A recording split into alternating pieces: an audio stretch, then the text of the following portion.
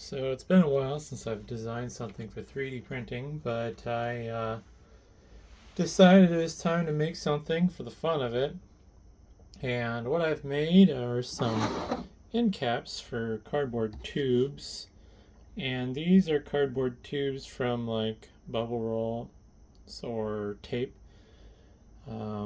This was painter's tape, and then these two are packing tape. And they all have an inner diameter of roughly around 76.25 millimeters. And the way I designed it and the way they print, it's kind of a little bit close, but surprisingly I got it first try. This inner gap between the two walls is supposed to be 3.5 millimeters, give or take. And these walls around it, they are 2.5 millimeters thick, and then they're 10 millimeters tall from what's the base. The base is also 2.5 millimeters thick, so you get a total height of 12.5 millimeters, and the outer diameter is 88 millimeters. But boring part stuff over now. So with these thinner rolls, there's a gap, so if you wanted to use glue, they'd work pretty well. I did print a lid with 5 millimeter holes that are spaced 5 millimeters apart. I didn't really want to try to get them closer to the side walls, so it's not a perfect circle of holes, but it is what it is. But yeah, so you either have a solid cap or a cap with holes. Maybe put desiccant in it for your filament storage or whatnot. But even on this smaller painter's tape roll, it's just, oops, went crooked.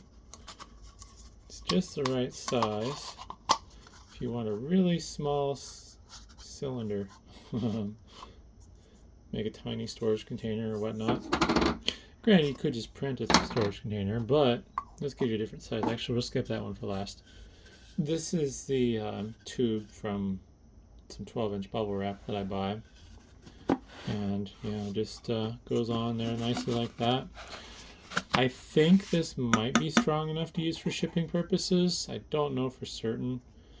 If you did use it for shipping like this, I would probably tape over it 3 times, kind of over the top. And then after you go over the top, go around each side so it stays on. And that way, if it cracks, the tape should at least maintain some of its integrity.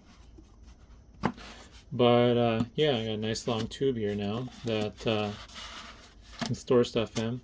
Now, one problem you're going to run into is since the tolerances are really tight, the end of the tube, if it's all messed up like this, you're going to have to straighten it out like this. Oops. Try to get it where it's somewhat uniform, and then you can try to put it on.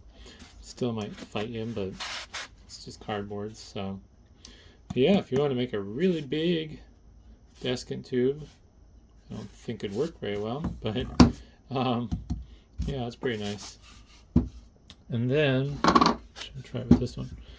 With these thicker tape tubes rolls, I originally designed it for this particular one, so it's a very tight fit.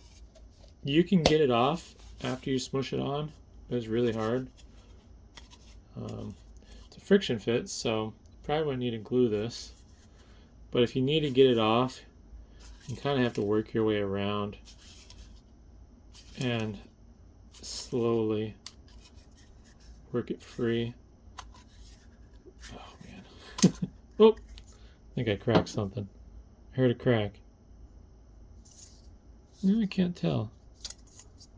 I think it just might have been my fingers sliding across the layer lines. But it's a pretty cool design. If you end up having issues with it fitting, don't really have any good suggestions. It's not really something you could sand. If you're using these smaller tubes, you could probably shrink the design down just by a hair. But yeah, otherwise, I mean, I think it should work with most stuff. I grabbed a variety of different brands of tubes, and I feel like it works pretty good. But mostly just something I designed for the fun of it. And yeah, hopefully it's interesting. And thanks for watching.